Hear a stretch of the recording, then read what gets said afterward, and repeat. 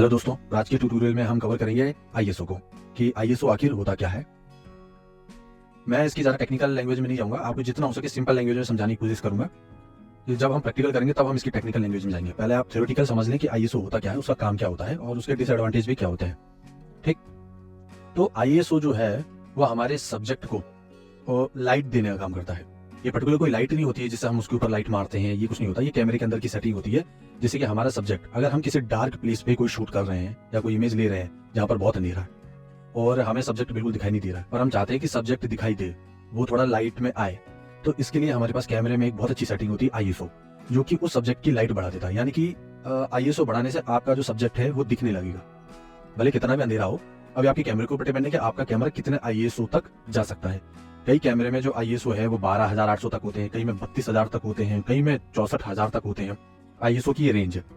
तो जितना आईएसओ आपके लिए आपके कैमरे में होगा, यानी कि आपका कैमरा जितना अच्छा होगा उतना ज्यादा आईएसओ होगा और आप उसका इस्तेमाल कर सकते हैं।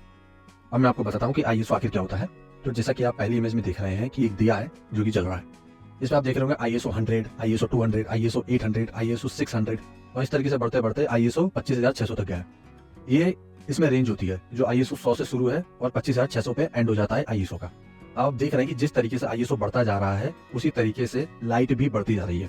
100 में थोड़ा सा अंधेरा है, 200 में थोड़ा और लाइट हुआ हमारा सब्जेक्ट, 800 में और लाइट हुआ और अब 25,600 में देखिए हमारा जो सब्जेक्ट है, जो दिया है, वो कितना ज्यादा लाइट हो गया।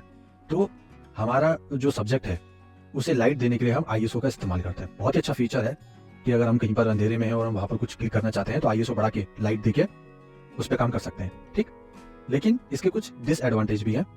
हम दूसरी इमेज में ये समझेंगे क्योंकि पहली इमेज में आपको अच्छे से समझ में नहीं आया होगा, क्योंकि बिल्कुल कम फर्क से कम आईएसओ बढ़ा के आपको दिखाया गया तो आपको ज्यादा फर्क दिखेगा नहीं।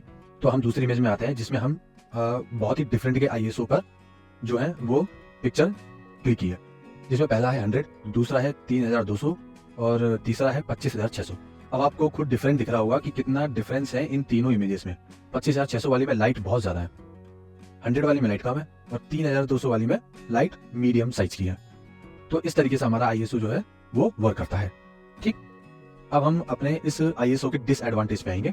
इस आईएसओ को बढ़ाने का एक डिसएडवांटेज ये है कि जैसे जैसे आप आईएसओ बढ़ाते हैं उस हिसाब से आपकी इमेज की या वीडियो की जो क्वालिटी है वो धीरे धीरे खराब होने लगती है, उसमें ग्रेन्स पड़ने लगते हैं। जैसा कि आप इस इमेज में देख रहे हैं कि एक लड़की की फोटो है।